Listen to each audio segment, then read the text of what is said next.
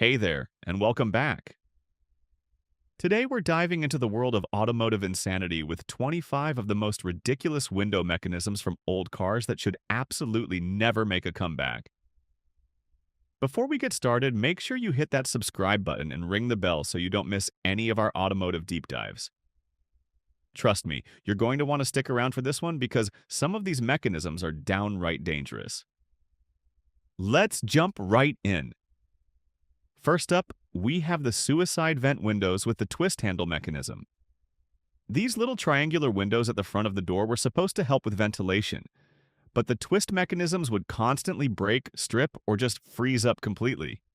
You'd be driving down the highway trying to get some air, and the whole handle would just spin uselessly in your hand. Even worse, when they did work, the hinges would wear out so badly that the window would flap in the wind like a broken bird wing. The wind noise alone was enough to drive you insane, and don't even get me started on trying to find replacement parts for these things. Next, let's talk about the vacuum-operated vent windows from cars like the old Chrysler Imperials. That's right.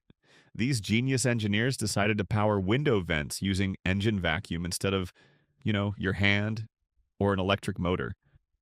The problem was that engine vacuum fluctuates constantly depending on throttle position, altitude, and about a million other factors. So you'd be cruising along and suddenly your vent window would just open or close on its own like the car was possessed. When the vacuum lines inevitably cracked or leaked, the windows would get stuck in whatever position they happened to be in, and good luck diagnosing which of the 17 vacuum lines under the dash was the culprit. Third on our list is the counterweight window mechanism from early 20th century cars. These worked exactly like old-fashioned house windows, with actual weights hidden in the door that would counterbalance the window glass. The weights were connected by cloth straps or thin cables that would rot, fray, and snap without warning. When that happened, your window would come crashing down with enough force to shatter itself or take off a few fingers if you had your hand in the wrong place. Plus, the doors had to be absolutely massive to accommodate the weights, making the cars heavier and less efficient. It was a solution borrowed from architecture that had no business being in a vehicle. Number 4 is the gear-driven worm mechanism with the offset handle. You'd find these in a lot of pre-war vehicles where the window crank was positioned in the most awkward spot imaginable, usually right where your knee would hit it every time you got in. The worm gear itself would wear out and develop so much play that you'd have to crank the handle back and forth like you were starting a Model T just to get the window to budge an inch. The gears were made of pot metal that would strip at the slightest provocation, and the whole assembly was held together with friction and hope rather than any actual engineering. Fifth, we need to discuss the chain-driven window mechanism. Instead of using cables or gear tracks, I think some manufacturers thought it would be brilliant to use actual bicycle-style chains to raise and lower windows. The chains would stretch over time, causing the window to sit crooked in the frame. They'd also rust and seize up, especially in salt belt states, turning your power windows into permanent fixtures. When the chain finally snapped, which it always did, the window would drop like a guillotine blade. The rattling noise from a loose chain was also absolutely maddening, creating a constant metallic jingling every time you hit a bump. Number 6 brings us to the scissor-style parallelogram mechanism. This overly complicated design used multiple pivot points and arms that moved in a scissoring motion to raise the window. In theory, it provided more stability and even pressure on the glass. In practice, it had about 40 different points where things could bind, bend, or break. The mechanism took up enormous amounts of space inside the door, making it impossible to add any sound-deadening material, so road noise was incredible. Every pivot point needed regular lubrication, which of course nobody ever did, leading to squeaking that could wake the dead. The 7th mechanism is the friction drive system used in some economy cars. Instead of positive engagement with gears or cables, these relied on rubber wheels pressing against metal tracks to move the window up and down. It worked great for about 6 months. Then the rubber would harden, crack, or just wear smooth. Once that happened, the window would slip and slide, refusing to stay in position. You'd roll it up, hit a pothole, and the window would drop back down. In cold weather, the rubber would become so hard that the mechanism wouldn't work at all until the car warmed up. Number 8 is the manually reversed electric window system. Some early power window setups required you to hold a switch in one direction to raise the window and the opposite direction to lower it, but the motor would physically reverse direction mechanically rather than electrically. This meant complex reversing mechanisms that would fail constantly. You'd push the switch to go up and nothing would happen, or worse, it would go down instead. The motors would burn out trying to fight against jammed reversing mechanisms, and the smell of burning electrical components would fill your car. Coming in at number 9 is the flexible shaft window mechanism. Picture a speedometer cable, but instead of turning your speedometer, it's trying to raise a heavy piece of glass. These flexible shafts would wind through the door in a protective sheath, connecting the crank handle to the window regulator. The problem was that the shafts would kink, the inner cable would fray, and the whole thing would bind up tighter than a rusty bolt. When the cable finally broke, which was a matter of when not if, pieces of sharp broken cable would be trapped inside the door, ready to slice up your fingers during any repair attempt. Number 10 on our countdown is the quad-track window system. Instead of using 2 channels for the window to ride in, some engineer decided 4 would be better. Each track had its own set of rollers, bushings, and adjustment points. Getting all 4 tracks aligned properly was like performing surgery while wearing oven mitts. If even one track was slightly out of alignment, the window would bind, crack, or refuse to move. The tracks would also accumulate dirt and debris, and cleaning all 4 was a nightmare that required complete door disassembly. Number 11 brings us to the spring-loaded assist mechanism. This design used large coil springs to help counterbalance the weight of the window, supposedly making it easier to roll up and down. When the springs were fresh, it actually worked pretty well. But springs lose tension over time, and these were no exception. A weak spring meant your window would drop on its own, while an over-tensioned spring could send the window shooting upward when you release the crank, potentially shattering the glass when it hit the top of the frame. Replacing the springs required special tools to compress them safely, and many a mechanic has been injured by a spring letting loose unexpectedly. The 12th mechanism is the cork bushing slide system. The window glass would slide up and down through bushings made of compressed cork material. Cork is organic, absorbs moisture, and deteriorates when exposed to heat, cold, and basically anything else. Once the cork dried out and crumbled, the window would rattle in the channels like dice in a cup. The cork dust would also get everywhere inside the door, mixing with grease to form a disgusting paste. Replacement cork bushings had to be shaped and fitted individually for each window, making repairs incredibly time-consuming. Number 13 is the cable drum mechanism with a clock spring. This system used a wound spring, similar to those in old clocks, to store energy and assist with window operation. The spring would be wound by rolling the window down, then release its energy to help roll it back up. The springs would lose their temper, break, or unwind at inappropriate times.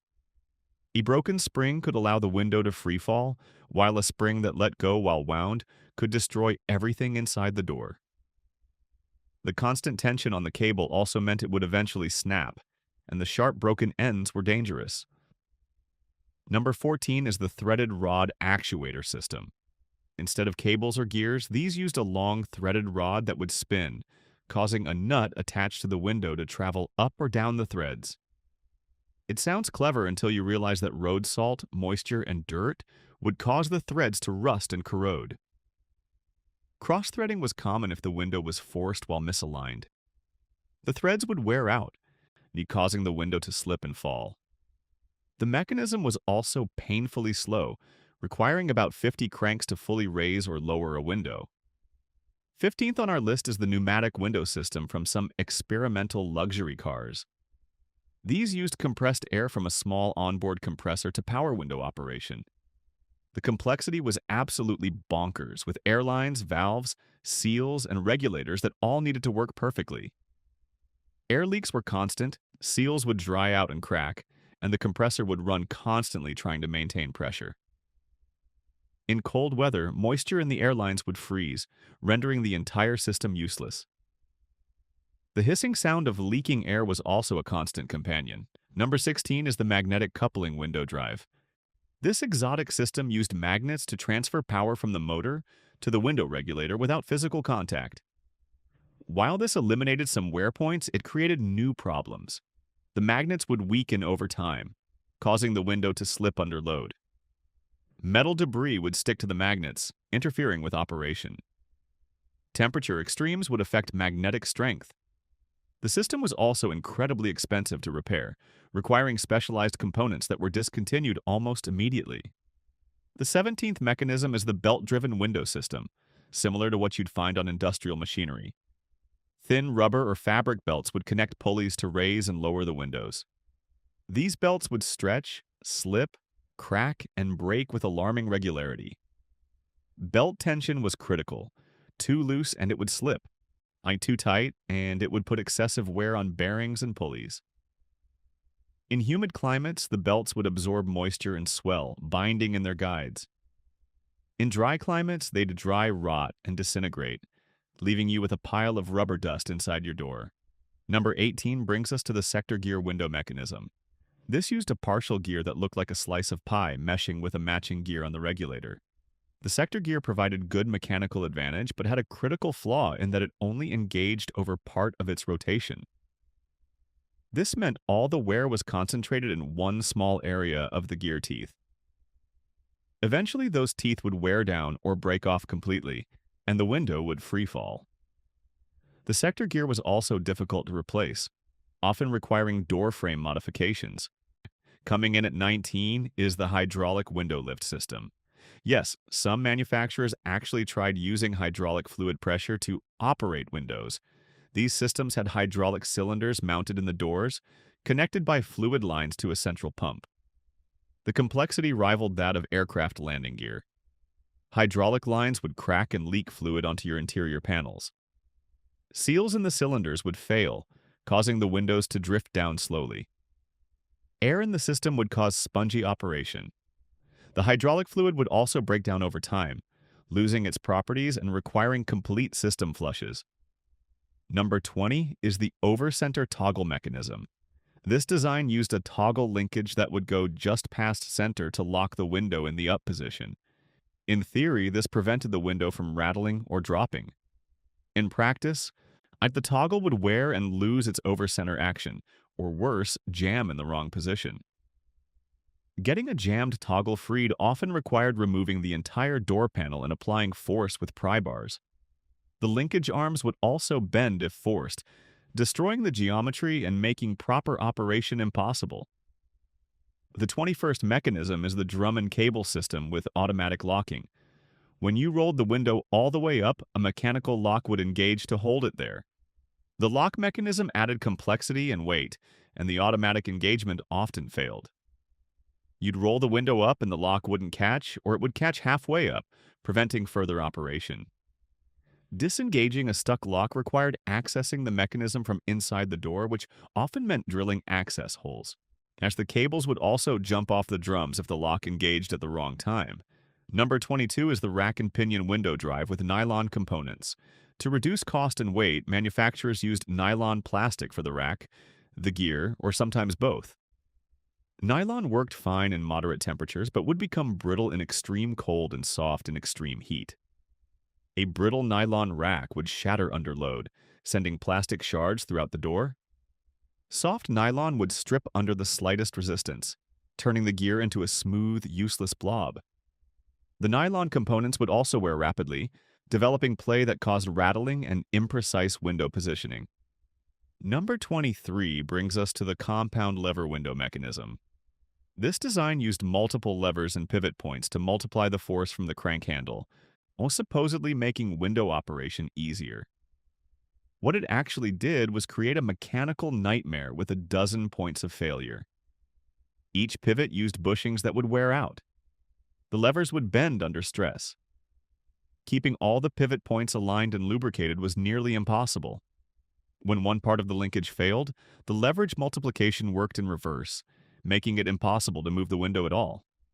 The 24th mechanism is the camshaft-operated window system. A rotating camshaft with carefully shaped lobes would push against followers that raised and lowered the window. This insanely overcomplicated design required perfect timing and adjustment. The cam lobes would wear, changing the window's travel pattern. The followers would stick or break. Adjusting the cam timing required specialized tools and knowledge that few mechanics possessed. The system also required constant lubrication, and a dry cam would seize up completely, often taking the window glass with it. And finally, at number 25, we have the electric window mechanism with point-style switching. Before modern solid-state electronics, some power windows used mechanical contact points like old ignition systems to control the motors. These points would pit, corrode, and burn, causing erratic window operation. The arcing from the points would create radio interference and ozone smell. The points needed regular adjustment and replacement, adding to maintenance costs. They'd also fail at the most inconvenient times, like when your window was halfway down in a rainstorm. So, there you have it. I'm 25 insane window mechanisms from automotive history that absolutely should never return. If you enjoyed this trip down memory lane and learned something new, make sure you give this video a thumbs up and share it with your car enthusiast friends. Drop a comment below and let me know which of these mechanisms sounds like the absolute worst to you, or if you've actually had to deal with any of these nightmares personally. Don't forget to check out our other videos for more automotive content, and as always, thanks for watching. I'll see you in the next one. And looking back at all of these mechanisms, it really puts into perspective just how far automotive engineering has come. We often take for granted the simple luxury of reliable power windows in modern cars, but these contraptions remind us that engineers have literally spent decades perfecting something we barely think about anymore. Every time you push that button and your window glides smoothly up or down, that's the result of countless failures, redesigns, and innovations that happened behind the scenes. The folks who had to work with these systems, whether as mechanics trying to repair them or as engineers trying to make them work, deserve a lot of credit for their patience and determination. What's really fascinating is that many of these mechanisms were created with genuinely good intentions. Engineers were trying to solve real problems, reduce cost, save weight, or add features that seemed innovative at the time. The vacuum-operated windows were actually meant to provide automatic convenience. The counterweight system was borrowed from proven architectural designs. The chain drive mechanism was a logical solution using existing industrial technology. But what works perfectly in one context doesn't always translate to the demanding environment of an automobile, where vibration, temperature swings, moisture, salt spray, and constant movement can destroy even the best intentions. The automotive industry learned valuable lessons from each of these failures, and those lessons shaped the design philosophy we see in vehicles today. Modern window regulators are masterpieces of simplicity and reliability by comparison. They use robust materials, straightforward mechanical principles, and electric motors that are far more reliable than the mechanical contraptions we've been discussing. Manufacturers realize that sometimes the best solution is not the most clever solution, but rather the simplest one that gets the job done reliably day after day for the life of the vehicle. That philosophy has made its way into virtually every system in modern cars. Of course, this doesn't mean we've solved every window problem forever. Modern power windows still have issues occasionally, like window regulators that fail, motors that burn out, and switches that stop working. But the failure rate is dramatically lower, repairs are usually more straightforward, and replacement parts are readily available. The average person today might deal with one serious window issue in their car's entire lifetime, whereas back in the day, you might have wrestled with the same window 3 times before breakfast. It's also worth noting that some of these mechanisms are actually fascinating from an engineering perspective. The scissor-style parallelogram, the magnetic coupling system, and the camshaft-operated design all show real creativity and problem-solving in their own way. They just happen to solve problems in ways that didn't translate well to real-world automotive use. That's the thing about engineering history, though. The failures are often just as interesting and instructive as the successes, sometimes more so. Every failed design teaches us something valuable about what doesn't work, which helps guide us toward better solutions. If you're someone who works on old cars or you own a classic vehicle with one of these window systems, you probably have plenty of sympathy for the engineers and mechanics who came before us. Dealing with these mechanisms requires patience, creativity, and often a fair bit of profanity. But there's also something oddly satisfying about getting one of these old systems working again, knowing what you're up against. It's like mechanical archaeology, uncovering the design decisions of decades past and understanding the context in which they made sense. The Windows saga also reminds us that progress in automotive engineering isn't always dramatic or flashy. It's usually found in the small incremental improvements to everyday systems. Nobody gets excited about reliable window regulators the way they do about electric vehicles or autonomous driving features, but those reliable regulators are part of what makes modern cars so much better to actually live with on a day-to-day basis. Comfort and convenience might not sound as impressive as horsepower or torque, but they matter tremendously in how we experience our vehicles. If you're interested in more deep dives into automotive oddities, engineering fails, and the weird decisions car manufacturers made throughout history, you absolutely have to stick around and subscribe to this channel. We've got plenty more content coming your way that explores the strange and sometimes baffling world of car design. From electrical gremlins that shouldn't exist to ergonomic nightmares that somehow made it to production, there's always something new and bizarre to discover in the automotive world. In the meantime, I hope you've enjoyed this look at window mechanisms past. Whether you laughed at the absurdity of pneumatic windows, cringed at the thought of broken cable drums, or felt genuine sympathy for anyone who had to deal with magnetic coupling failures, I'm glad we got to explore this together. Cars are absolutely packed with stories like these, hidden systems that most people never think about but that have real histories of innovation, failure, and eventual improvement behind them. So once again, huge thanks for watching all the way to the end. If you haven't already, please hit that like button, leave a comment with your thoughts, and most importantly, subscribe and ring that notification bell so you never miss any of our future automotive content. Whether you're a gearhead who loves car history, a mechanic who appreciates the evolution of automotive design, or just someone who enjoys learning weird facts about cars, there's something here for you. See you in the next video.